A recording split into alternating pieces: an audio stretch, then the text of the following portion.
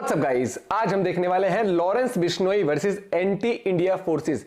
Is he hero और villain? आपके हिसाब से लॉरेंस बिश्नोई को आप हीरो मानते हो, विलन मानते हो, क्या मानते हो? कमेंट करके जरूर बताना। द शाम शर्मा शो चैनल से वीडियो है, वीडियो काफी इंटरेस्टिंग।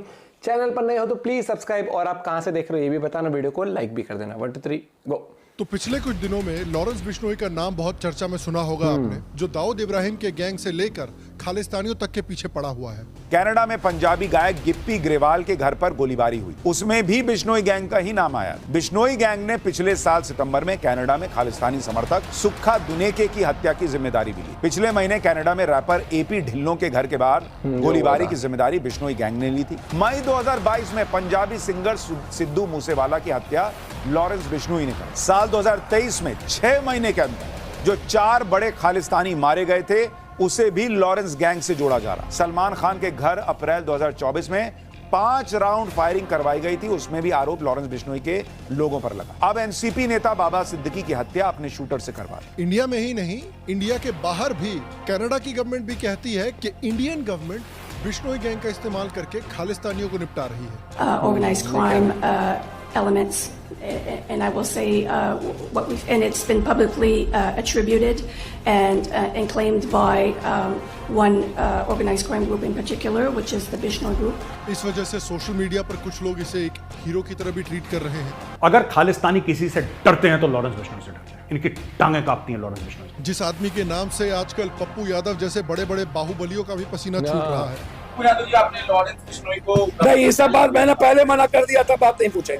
जो बॉलीवुड के सलमान भाई के पीछे ऐसे पड़ा हुआ है जैसे फिर हेरा फेरी फिल्म में जॉनी लीवर के पीछे गोरिल्ला पड़ जाता है। और आयरॉनिकली कुछ ऐसे लोग हैं भारत में जो कल तक याकूब मेनन, अतीक अहमद, मुख्तार अंसारी और दाऊद इब्राहिम को एक मसीहा की तरह ट्रीट करते थे, लेकिन उनको लॉरेंस बिश्नोई से बड़ी प्रॉब्लम है। तो आज बात करते हैं इस आदमी के बारे में, इसके गैंग के बारे में, इसके ओरिजिन्स के बारे में, क्यों कुछ लोग इसे एक हीरो की तरह ट्रीट कर रहे हैं, और क्या इस इंसान को एक हीरो की तरह ट्रीट करना सही है या गलत। हेलो शाम शर्मा शो के इस एपिसोड में आपका बहुत बहुत स्वागत है। मैं हूं सेकुलरिज्म का सीईओ शाम शर्मा, और आप सबको तो देखिए, लॉरेंस बिश्नोई के बारे में और इसके गैंग के बारे में जानने के पहले आप शायद ये सोच रहे होंगे कि ये आदमी और इसका गैंग सलमान भाई के पीछे इतनी बुरी तरह से क्यों पड़ा हुआ है। तो उसके लिए हमें जरा बिश्नोई समाज के बारे में समझना पड़ेगा। देखिए, बिश्नोई परंपरा की शुरुआत गुरु जम्बेश्वर द्वारा ईयर 1485 में राजस्थान के मारवाड़ में की गई थी। गुरु जम्बेश्वर, जो कि बिश्नोई समाज के फाउंडर हैं, वो बचपन से ही एक बहुत बड़े नेचर लवर थे और किसी भी जानवर के किलिंग के सख्त खिलाफ थे। उन्होंने अपने फॉलोअर्स के लिए 29 रूल्स बनाए थे जो हर बिश्नोई को अपनी पूरी जिंदगी फॉलो करने हैं। ये इन 29 प्रिंसिपल्स की वजह से ही ये बिश्नोई नाम पड़ा था। बिश मतलब 20 और नोई मतलब 9। इन 29 प्रिंसिपल्स में बड़े बड़े प्रिंसिपल्स आते हैं कि आपको जानवरों को नहीं मारना है, फूलने वाले पेड़ों को नहीं काटना है, और आपकी ड्यूटी है कि हर साल आप एक पेड़ प्लांट करें, और जितने भी लाइफ फॉर्म्स हैं दुनिया में उनको प्रोटेक्शन प्रोवाइड करें, और जो भी आप क्रॉप उपजाते हैं उनमें से 1/10 निकालकर आपको वाइल्ड लाइफ को फीड करना है। और इन 29 नियमों के बारे में बिश्नोई समाज इतना सीरियस है अपेरेंटली कि उन्होंने इन नियमों के लिए अपनी जान तक न्यौछावर की है। बिश्नोई कम्युनिटी का गुरु मंत्र है गुरु के वाचने नीव खीव चलो, यानी गुरु के वचन का पालन करते हुए अपनी जान तक दे दो। और जब से बिश्नोई गैंग सलमान खान के पीछे पड़ा है, तब से विवेक ओबरॉय भी हर मौके पे इस बात को हाईलाइट कर चुके हैं। एक दुनिया में एक ही समाज है बिश्नोई समाज, जहाँ पे अगर हिरन मर जाए तो उसके बच्चे को बिश्नोई हमारी माताएं अपने छाती से लगाकर अपने बच्चे की तरह दूध पिला। इस मामले में भैया सबसे खुश विवेक ओबरॉय है, और इनकी डेडिकेशन आप देखिए इन रूल्स के बारे में कि 1996 में निहाल चंद बिश्नोई ने एक ब्लैक बक, ये वही ब्लैक बक जो इस समय पे सलमान भाई और बिश्नोई के बीच का पूरा मैटर है, उसी ब्लैक बक्स को शिकारियों से बचाने के लिए उन्होंने अपनी जान तक दे दी थी, जिसपे एक अवार्ड विनिंग फिल्म भी बनाई गई थी जिसका नाम था willing to sacrifice. Anil Bishnoi ने पूरे देश भर के 10,000 से ज्यादा ब्लैक बक्स और चिंकारा हिरणों को शिकारियों से बचाया है, और उन्हीं शिकारियों के खिलाफ अकेले 200 से ज्यादा लीगल केसेस भी लड़े। पीरा राम बिश्नोई जो सिर्फ एक पंक्चर लगाते हैं, लेकिन इसके बावजूद उन्होंने 2000 से ज्यादा जानवरों को रेस्क्यू और रिहैबिलिटेट भी करवाया है। आज भी बिश्नोई कम्युनिटी वाइल्ड लाइफ की सुरक्षा करती है, और इसी कम्युनिटी से लॉरेंस बिश्नोई आता है, और इसीलिए माना जाता है कि वो सलमान भाई से इतना नाराज है।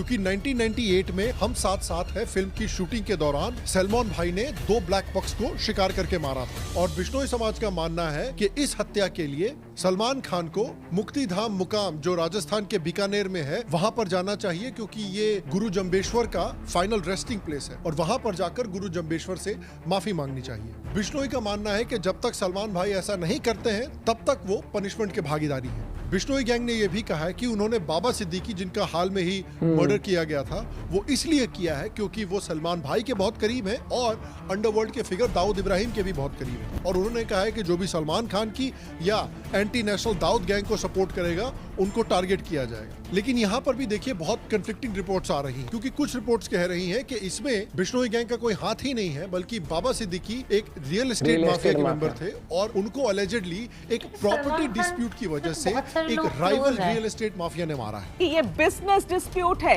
ये प्रॉपर्टी डिस्प्यूट है, इसकी पुष्टि अभी मुंबई पुलिस के सूत्रों ने करी है। एबीपी न्यूज के साथ, गणेश ठाकुर के साथ मुझसे ये बात हुई है कि भाई ये प्रॉपर्टी डिस्प्यूट लग रहा है। एसआरए का एक स्कीम था जिसमें बाबा सिद्दीकी इन्वेस्टेड थे एज अ बिल्डर और इसी डिस्प्यूट को लेकर ये हत्या की गई है। और माना जाता है कि इस राइवल ग्रुप का दाऊद इब्राहिम की कंपनी के साथ लिंक्स है। तो बाबा सिद्दीकी की जो हत्या का केस है उसमें बहुत कंफ्यूजिंग न्यूज रिपोर्ट्स आ रही हैं इस समय पर, और हो सकता है कि इसी कंफ्यूजन का फायदा उठाकर बिश्नोई गैंग बॉलीवुड माफिया में अपना नाम बनाना चाहता है और अपने आप को स्ट्रॉन्ग दिखाना चाहता है। तो अब बात करते हैं लॉरेंस बिश्नोई के बारे में, जो इस बिश्नोई गैंग का हेड है। शुरुआत से ही इसको पॉलिटिक्स का बहुत शौक था और 2011 में जब ये कॉलेज में था तो स्टूडेंट पॉलिटिक्स में इन्वॉल्व हो गया था। लेकिन स्टूडेंट यूनियन का इलेक्शन हारने के बाद ये इतना नाराज हो गया कि अलेजेडली ये कहीं से बंदूक लेकर आ गया और अपने राइवल को मारने की कोशिश करने लगा। तो बाहुबली और गुंडागिरी का शॉट अपेरेंटली काफी शुरुआत से है।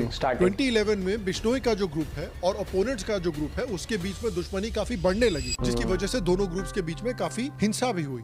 यहीं पर उसकी मुलाकात गैंगस्टर गोल्डी बरार से होती। इस आदमी का नाम याद रखना क्योंकि वीडियो के बाद में इस आदमी का नाम इंपॉर्टेंट हो जाएगा। अब कुछ रिपोर्ट्स ये कहती हैं कि अलेजेडली बिश्नोई की जो गर्लफ्रेंड है उसको राइवल गैंग ने टारगेट कर मार दिया था और उसके बाद बिश्नोई गैंग ने बदला लेने का डिसीजन लिया और अलेजेडली दूसरे स्टूडेंट लीडर्स को मारा। जिन स्टूडेंट लीडर्स का इसमें अपेरेंटली हाथ था उनको टारगेट करके मारा और यहीं से उसने क्राइम की दुनिया में कदम रखा। उसको 2 महीने की जेल हुई, उसके बाद उसको बेल मिली इस समय पर। लेकिन जब ये जेल में था तो ये रंजीत दुपला नाम के एक दूसरे आर्म स्मगलर से मिला, जिसने बाद में फिर बिश्नोई गैंग को सोफिस्टिकेटेड वेपन्स प्रोवाइड करने शुरू किए। एक और बड़ा गैंगस्टर जिसका नाम है जग्गू भगवानपुरी, ये बिश्नोई का अपेरेंटली एक मेंटोर बन गया इस समय पर। और बिश्नोई ने फिर से इलेक्शंस में दखलंदाजी करने की शुरू की। इलेक्शन के बाद उसने विनिंग कैंडिडेट के भाई के ऊपर गोली चलाने की कोशिश की, जिसकी वजह से उसको चंडीगढ़ में 6 दिन की जेल भी हुई। बताइए यार, साला टैक्स देने में देरी हो जाती है तो सालों जेल होती है, लेकिन गोली मारने पे 6 दिन की जेल। ये सब क्या देखना पड़ रहा है? पॉइंट हमारा अच्छा है मैं अंधा हूँ। इस समय जब वो जेल में था तो वो लोकल क्रिमिनल दविंदर बाबला से मिला, जो बाद में जाकर इसके गैंग का मेंबर बन जाएगा। और 2010 और 2012 के बीच में इसके क्राइम काफी बढ़ने लगे और उसके ऊपर कई एफआईआर फाइल हुए, अटेम्प्टेड मर्डर के लिए, ट्रेसपासिंग के लिए और रॉबरी के लिए। लेकिन जब भी ये जेल में रहता था तो उसने अलग अलग गैंगस्टर्स के साथ अलायंसेस और नेटवर्किंग करनी शुरू कर दी। बेसिकली ये बंदा जेल में क्राइम का लिंक्डइन चला रहा था। तो इसके जेल में रहने पर इसने अलग अलग स्टेट्स के गुंडों से भी नेटवर्किंग करनी शुरू कर दी, इंक्लूडिंग झारखंड के, उत्तर प्रदेश के, हरियाणा के, राजस्थान के,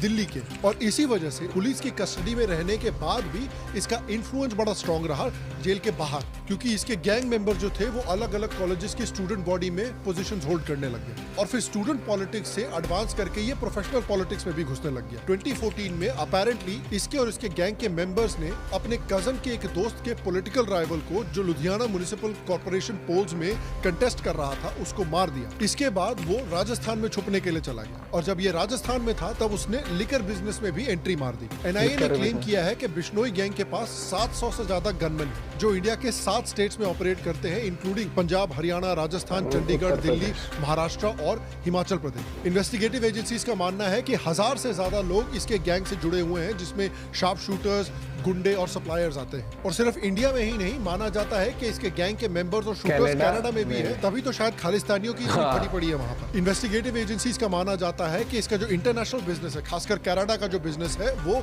गोल्डी ब्रार जैसे लोग कनाडा से ऑपरेट करते हैं। और एक बात याद रखिएगा कि इंडिया ने कैनेडियन गवर्नमेंट को ये कंसर्न रेज किया था कि बिश्नोई गैंग जो है उसके ऑपरेशंस कनाडा में फैलते जा रहे हैं। ये इंडिया ने कनाडा को 2022 में कम्युनिकेट किया था। इनफैक्ट इंडिया ने तो बिश्नोई गैंग के 26 लोगों को इंडिया एक्स्ट्राडाइट करने के लिए भी कनाडा को रिक्वेस्ट किया, लेकिन कनाडा ने ऐसा नहीं किया। और ये इन्फॉर्मेशन याद रखिएगा, क्योंकि ये इन्फॉर्मेशन जो है ये भी थोड़ी देर बाद बहुत इंपॉर्टेंट होने वाली है। इन्वेस्टिगेटिव एजेंसीज का मानना है कि कनाडा में गढ़ बनाने के बाद लॉरेंस बिश्नोई का गैंग जो है वो मेक्सिको के ड्रग सिंडिकेट्स में भी अब पार्टनरशिप करने लग गया है। और बेसिकली माना जाता है कि मुंबई में ये जो बिश्नोई गैंग है ये बेसिकली अगला दाऊद इब्राहिम या डी कंपनी बनना चाहता है। देखिए, मुंबई में काफी समय से माफिया का प्रेजेंस रहा है। कई गैंगस्टर्स ने वहां पर अपने अंडरवर्ल्ड नेटवर्क्स बनाए हैं और पैसे कमाए हैं, चाहे करीम लाला जैसे अर्ली लोग हों, इसके अलावा छोटा राजन, अरुण गावली, अमर नायक हो, या फिर रिसेंटली दाऊद इब्राहिम रहा हो, जिसके गैंग को डी कंपनी कहा जाता था। ये लोग गोल्ड और इलेक्ट्रॉनिक्स की स्मगलिंग में इन्वॉल्व रहे थे, ड्रग सिंडिकेट्स में इन्वॉल्व रहे थे, इंटरनेशनल आर्म्स ट्रेड में इन्वॉल्व रहे थे। उसके बाद इसने अपना नेटवर्क एक्सपैंड किया टारगेटेड किलिंग्स में, एक्सटॉर्शन रैकेट्स करके। और उसके बाद क्योंकि दाऊद इब्राहिम एक रेडिकल इस्लामिस्ट भी था, वो पाकिस्तानी आतंकियों के साथ और पाकिस्तानी आईएसआई के साथ भी अलाइन करने लगा। और दाऊद इब्राहिम और डी कंपनी को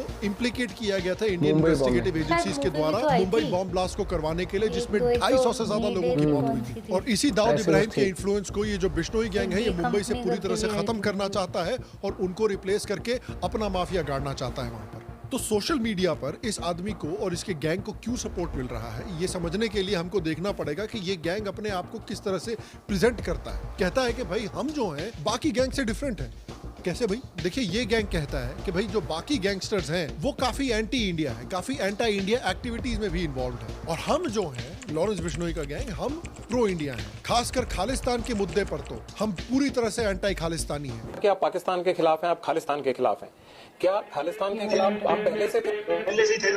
ऐसा क्या हुआ आपके साथ कि आपको लगा कि ये ठीक नहीं है? आपका जब खालिस्तान होगा तब आप पैदा भी नहीं होंगे, आप तो 92 बॉर्न। हम जो सोच है कि देश के टुकड़े नहीं होना देना चाहते, छोटे तो थे पर अपने देश की तो नॉलेज पढ़े लिखे हैं, हमें अपने देश की नॉलेज है सर, क्या चीज सही है क्या चीज गलत है। क्योंकि लॉरेंस बिश्नोई जो है वो पंजाब से बिलोंग करता है और वो ओपनली कहता है कि उनके रहते हुए पंजाब का 1 इंच भी खालिस्तानी नहीं ले सकते, और इसी वजह से इन्होंने स्पेसिफिकली खालिस्तानियों को भी टारगेट किया है। फॉर एग्जाम्पल खालिस्तानी आतंकी सुखदूल सिंह, और मैंने आपको कहा था कि गोल्डी ब्रार का नाम याद रखना, इस सुखदूल सिंह को मारने में गोल्डी ब्रार ने रिस्पॉन्सिबिलिटी क्लेम की थी, जो कि बिश्नोई गैंग का मेंबर है। सुखदूल सिंह कई सालों से इंडिया के वांटेड लिस्ट पर भी था। उसके बाद आपको सिद्धू मूसेवाला का केस याद होगा, जो कि एक पंजाबी सिंगर है जिसको पंजाब में अपेरेंटली गोल्डी ब्रार के लोगों ने मारा था। अब कहा जाता है कि मूसेवाला को इसलिए टारगेट किया गया था क्योंकि वो खालिस्तानी सिंपैथाइजर था। उसने भिंद्रनवाले को भी काफी सपोर्ट किया है, अपने गानों में भी भिंद्रनवाले को फीचर किया है। उसके गानों में खालिस्तानी सपोर्टर्स की स्पीचेस भी फीचर की गई हैं। तो लगता है कि वो ओपनली खालिस्तान को सपोर्ट करता था और इंडियन गवर्नमेंट को अपने गानों में वो धमकी भी दे चुका है। उसके अलावा फिर हरप्रीत सिंह नाम के एक और खालिस्तानी आतंकी को, जो पंजाब में आरएसएस लीडर्स के मर्डर में एलिजिडली इन्वॉल्व था, इस बंदे को लाहौर में सो कॉल्ड अननोन गनमैन ने मारा था। फिर उसके बाद कनाडा में एक खालिस्तानी आतंकी है हरदीप सिंह निज्जर, जहां पर कनाडा की इन्वेस्टिगेटिव एजेंसीज कह रही हैं कि इंडियन गवर्नमेंट ने बिश्नोई गैंग का इस्तेमाल करके इस खालिस्तानी को टपकाया है। और याद रखिए कि मैंने वीडियो में पहले क्या कहा था कि इंडियन गवर्नमेंट ने 2 साल पहले कनाडा की गवर्नमेंट को बोला था कि देखिए बिश्नोई गैंग जो है वो आपके यहाँ लोगों को मार रहा है, आपके यहाँ बहुत क्राइम कर रहा है, इनको हमारे यहाँ एक्स्ट्राडाइट कीजिए ताकि हम इनको पनिश कर सके। लेकिन कनाडा ने ऐसा नहीं किया और अब ये साले इंडियन गवर्नमेंट को ब्लेम कर रहे हैं। ये तो वही बात हुई ना कि लंबी फ्लाइट पे बैठने के पहले भर भर के मूली के पराठे खाए आपने, उसके बाद जब पाद मार मार के आपने प्लेन को चेरनोबिल बना दिया है, तो जब पैसेंजर्स आपको गंदी निगाह से देख रहे हैं तो आप पैसेंजर्स को ब्लेम कर रहे हो। इसके बाद ये भी एलिज किया गया है कि कुछ कॉमेडियंस को भी बिश्नोई गैंग अपेरेंटली टारगेट कर रहा है, जैसे मुनव्वर फारूकी, क्योंकि उसने हिंदू भगवानों का और हिंदुइज्म का मजाक उड़ाया। और इस गैंग का पीआर कैंपेन काफी चालू है। लॉरेंस बिश्नोई सोशल मीडिया पर दिखा चुका है कि वो भगत सिंह का कितना बड़ा फैन है। वो राम प्रसाद बिस्मिल की भी कविताएं सुनाता है। सरफरोशी की तमन्ना अब हमारे दिल में है, देखना है जोर कितना बाजुए कातिल में है। उसके हाथ पर हनुमान जी का टैटू बना हुआ है। और कई लोग हैं जो इन सारे रीजंस की वजह से सोशल मीडिया पर इसको सपोर्ट भी दिखा रहे हैं। कुछ प्रोमिनेंट लोगों ने भी इसको सपोर्ट दिखाया है। और यहाँ पर मैं आपको एक थोड़े से अलग डायरेक्शन में ले जाना चाहता हूँ, क्योंकि कुछ लोग हैं जो इन लोगों को गालियां दे रहे हैं और कह रहे हैं कि आपको शर्म आनी चाहिए कि आप लॉरेंस बिश्नोई जैसे लोगों को हीरो की तरह ट्रीट कर रहे हो। क्या हो गया है हिंदुओं को, हिंदू कितने खराब है। आप देख सकते हैं इतने सारे ट्वीट जहां पर ये उन लोगों को गालियां दे रहे हैं कि संघी जो है वो मर्डरर्स को आइडलाइज कर रहे हैं। अब देखो यार, हिपोक्रेसी की भी सीमा हो। इन लोगों को तो खासकर इस मामले में अपना मुंह बंद ही रखना चाहिए, क्योंकि ये लोग कल तक ही हिजबुल्लाह के नसरुल्लाह को अपना पापा मानते थे। पॉइंट बहुत सही बोला। आपने एक हिजबुल्लाह चीफ को मारा है, हर घर से हिजबुल्लाह निकलेगा, अब हर घर से लेबनानिया निकलेगा, हर घर से हिजबुल्लाह निकलेगा। हिजबुल्लाह जिंदाबाद। इजराइल ने जो हमास के लीडर सिनवारी को मारा है, उस पर तो इस तरह से ये विधवा विलाप कर रहे हैं जैसे इनके खुद के पिताजी निकल गए। ये लोग औरंगजेब को और टीपू सुल्तान को अपना आइडल मानते हैं। ये लोग मुख्तार अंसारी जैसे गैंगस्टर्स को किसी तरह का मसीहा मानते थे। वही मुख्तार अंसारी जिसके ऊपर 60 क्रिमिनल केसेस हैं, इंक्लूडिंग 14 मर्डर के केस, जो 2005 के मऊ दंगे के पीछे मेन आरोपी था। अतीक अहमद जैसे लोगों को ये लोग मसीहा मानते हैं, जिसके ऊपर कितने किडनैपिंग और मर्डर के केसेस थे। देख लीजिए कितने लोग इन लोगों को सपोर्ट दे रहे हैं। पागल ही हो गए थे ये उस लोग टाइम तो यार याकूब मेनन जैसे आतंकी को भी सपोर्ट दे चुके हैं। याकूब मेनन वही आदमी है जो बॉम्बे ब्लास्ट का मास्टरमाइंड था। उसकी फांसी रुकवाने के लिए सलमान खान, नसीरुद्दीन शाह, महेश भट्ट, शत्रुघ्न सिन्हा, राम जेठमलानी जैसे 40 प्रोमिनेंट लोगों ने मर्सी प्ली मांगी थी। इसी लिस्ट में 8 रिटायर्ड जजेस भी थे जो फांसी रुकवाना चाहते थे। ये लोग बुरहान वानी को हेडमास्टर का लड़का बोलते थे। टुकड़े टुकड़े गैंग के मेंबर्स तो ओसामा बिन लादेन को सपोर्ट दे रहे हैं। मैंने यूट्यूब पे देखा कि सिर्फ प्लेन क्रैश होने से उतनी बड़ी बिल्डिंग गिर नहीं सकती। वो बिल्डिंग गिरी नहीं, गिराई गई है। ये लोग हैं जो जाकिर नाइक को एक बड़ा इस्लामिक स्कॉलर मानते थे।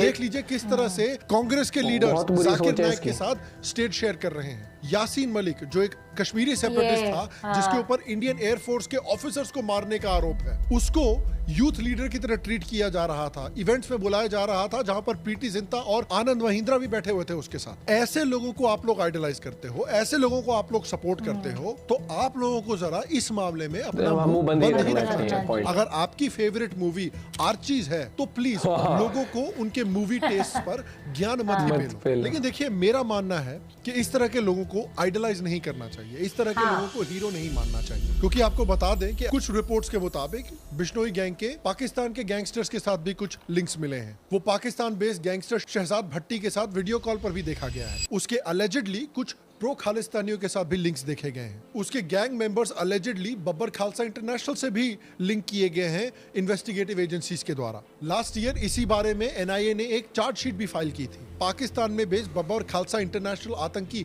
हरविंदर सिंह के साथ भी इनके अलेजिडली लिंक्स पाए गए। इस गैंग के कुछ मेंबर्स जो हैं, उनके ऊपर अलेजिडली आरोप है उन लोगों को सपोर्ट देने का जिन्होंने पंजाब पुलिस के स्टेट इंटेलिजेंस हेडक्वार्टर्स पर आरपीजी अटैक किया था। अब माना जाता है कि इसका जो गैंग है ये इन प्रो खालिस्तानी एलिमेंट्स का इस्तेमाल करता है दूसरे प्रो खालिस्तानी एलिमेंट्स को टारगेट करके एलिमिनेट करने के। क्योंकि याद रखिए कि ये जो खालिस्तानी हैं, ये जब बाहर जाते हैं तो खालिस्तान का इस्तेमाल करते हैं अपने आप को एक ह्यूमन राइट्स एक्टिविस्ट की तरह दिखाने के लिए और बाहर की गवर्नमेंट से प्रोटेक्शन पाने के लिए। क्योंकि इनका असली काम जो बाहर है वो है ड्रग स्मगलिंग। पिछले वीडियो में हमने आपको दिखाया था कि किस तरह से कई खालिस्तानी जो हैं वो इस ड्रग स्मगलिंग में पूरी तरह से इन्वॉल्व हैं। उस वीडियो को आप यहाँ पर क्लिक करके देख सकते हैं और एक्स्ट्रा इन्फॉर्मेशन पा सकते हैं इस बारे में। बट मैं अपनी ऑडियंस को कहना चाहता हूँ कि देखिए, गैंगस्टर्स को इस तरह से लायनाइज करने की कोई जरूरत नहीं। इन्होंने शुरू से अपने पॉलिटिकल राइवल्स को मरवाया है, उनको धमकियां दी हैं, इंडिया की डेमोक्रेसी में डायरेक्टली दखलंदाजी की है इलीगली। प्रो खालिस्तानी और पाकिस्तानी आतंकियों के साथ भी इनके कुछ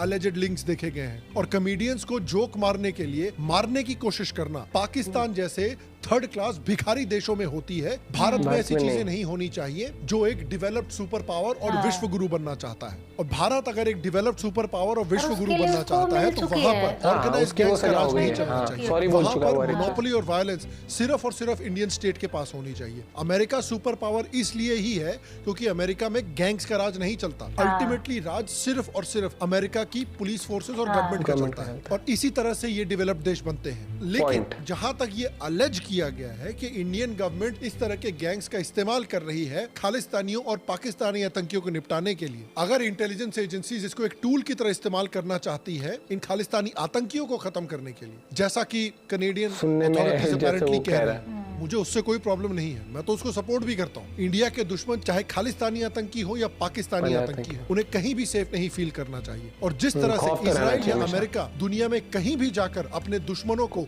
हूरों के पास पहुंचाता है, वैसे ही भारत को भी साम दाम दंड भेद का इस्तेमाल करके भारत के दुश्मनों को खत्म करना चाहिए और उनके दिल में भी आतंक पैदा करना चाहिए। अगर भारत के ग्रेटेस्ट पॉलिटिकल स्ट्रेटेजिस्ट चाणक्य आज जिंदा होते तो डेफिनेटली स्ट्रेटजी को सपोर्ट करते। लेकिन इसी बात को मैं आपसे पूछना चाहता हूँ कि आपको क्या लगता है कि क्या इस तरह के इंसान को और इस तरह के गैंग्स को, क्रिमिनल्स को हमें हीरो की तरह ट्रीट करना चाहिए, रॉबिन हुड की तरह ट्रीट करना चाहिए? अगर इंडिया एक डेवलप देश बनना चाहता है तो क्या इस तरह के गैंग्स का रूल इंडिया में चल सकता है? और सिक्योरिटी एजेंसीज अगर इसका इस्तेमाल करना चाहती हैं खालिस्तानियों या पाकिस्तानी आतंकियों को टारगेट करने के लिए, तो क्या आप उसको सपोर्ट करते हैं? नीचे कमेंट सेक्शन में मुझे अपने थॉट जरूर बताएं।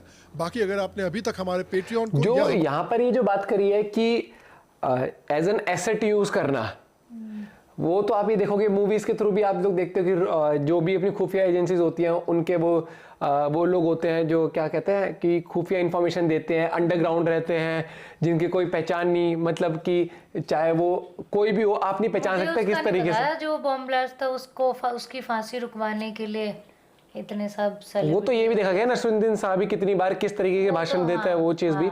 और लेकिन हाँ, ये वो वाली बात बहुत सही रही कि किसी भी तरीके से आपके देश के लिए जो खतरा है ना, उनके अंदर डर का माहौल, खौफ होना चाहिए भैया, चाहे वो आप किसी भी तरीके से करते हो। उस चीज में मैं बिल्कुल यही बोलूंगा कि मेरे हिसाब से उसमें नहीं दे सकते ये सही है ये गलत है। लेकिन हाँ, जिस तरीके से बिश्नोई की बीच शुरुआत रही थी पॉलिटिक्स में, वो जो स्टूडेंट पॉलिटिक्स में किसी का मर्डर कर देना, जान लेना, उस चीज को हम जस्टिफाई कर नहीं सकते, सिचुएशन कोई भी रही हो। क्योंकि फिर कहीं ना कहीं फिर सबके माइंड में आता है यार मैं लिया था उसने बदला, मैं भी ले लूंगा। लेकिन फिर उसके बाद लाइफ क्या होती है, आज लॉरेंस से पूछोगे कहीं ना कहीं उसको भी लगता होगा यार काश वो चीज़ ना करी होती तो मैं आज उस तरीके से नहीं होता। वो चीज़ होती है सबकी लाइफ में, कुछ ना कुछ डिसीजन ऐसे होते हैं कि जिनके बाद वो इंसान जिंदगी पर सोचता जरूर है कि यार मैं भी एक आम जिंदगी जी रहा होता, नॉर्मल रहा होता। क्योंकि जब तक आपकी आम जिंदगी खराब नहीं हो जाती ना, तब तक इंसान को वो चीज़ रियलाइज नहीं होती है।